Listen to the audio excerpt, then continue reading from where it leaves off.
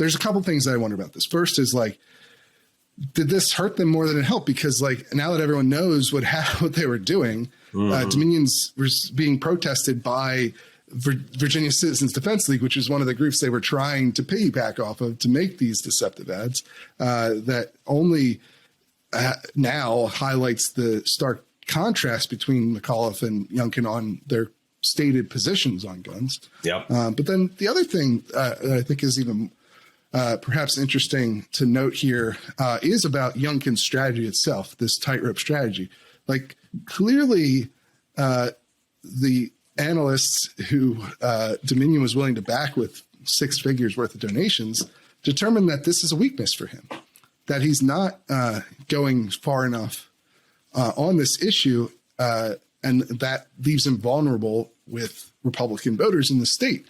You sort of alluded to this earlier, and I wonder, like, yeah, obviously Dominion and the people behind this consulting firm behind this PAC are doing something underhanded, but I think it's evidence of a miscalculation perhaps on Youngkin's part, or even on McAuliffe's part, for McAuliffe remaining very pro-gun control in his own campaign.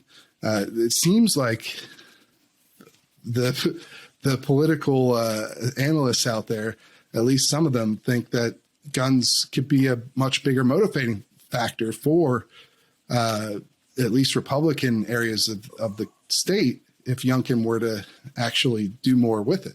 Well, so there's a lot to unpack there. And yes, to that last point, I mean, don't forget, it was, late 2019, early 2020, when we had the Second Amendment sanctuary movement in Virginia. And what was it? 95 counties ended up becoming Second Amendment sanctuaries. You had dozens of towns. I mean, that was less than 2 years ago.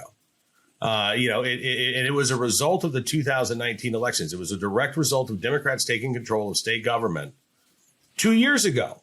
So why you wouldn't want to remind the voters of what's at stake in those Second Amendment sanctuaries and make that a part of your campaign, I don't know. Unless, Youngkin's advisors are saying it turns off moderates and independents in Fairfax County or the Richmond suburbs.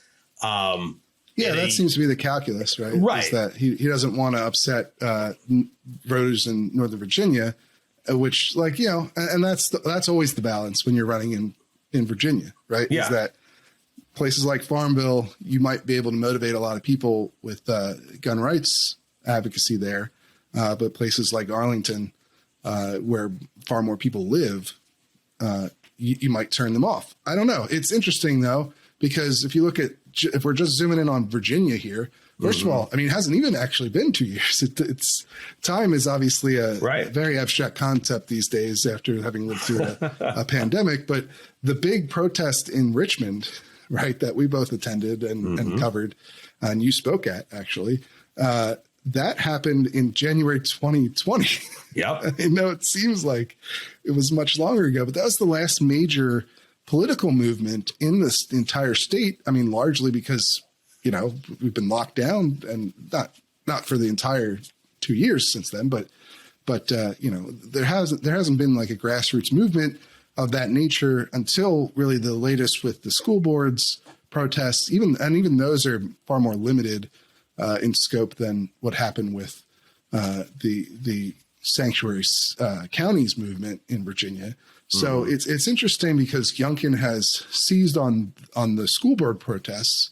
That's basically his main issue, but he's effectively ignored the gun rights grassroots movement that came before that.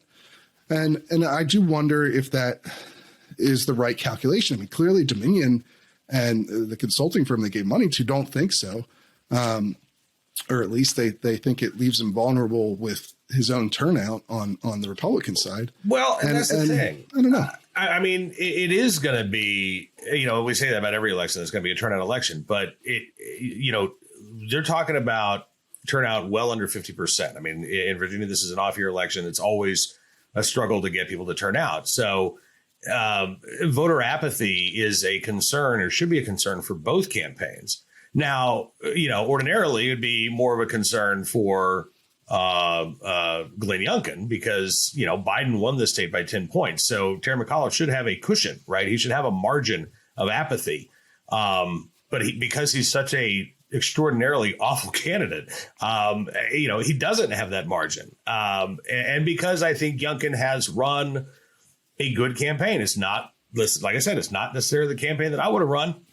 But the fact that we're seeing these polls where he's tied, where he's ahead by double digits with independents, he's within 4 of Terry McAuliffe among women. That's pretty remarkable.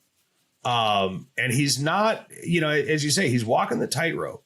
It's not like Glenn Youngkin's come out and said, well, there's some common sense gun safety reforms I'd like to see in place, but I can't really talk about what those are. No.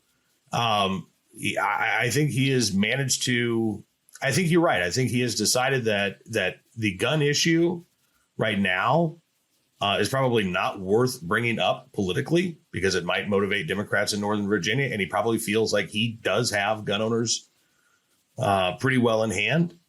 And I think that's the case because McAuliffe has been outspoken about gun control. He hasn't, held a huge gun control rally or anything of that nature, but he says, yeah, I want to ban AR-15s. Yeah, I want to ban large capacity magazines. You reported on the audio from 2018 or 19? 2019, yeah. 2019, where, gun shows, they're the worst. This was a guy who wanted praise for supposedly saving gun shows and reciprocity the last time he was governor. And now he's told us, that was all BS.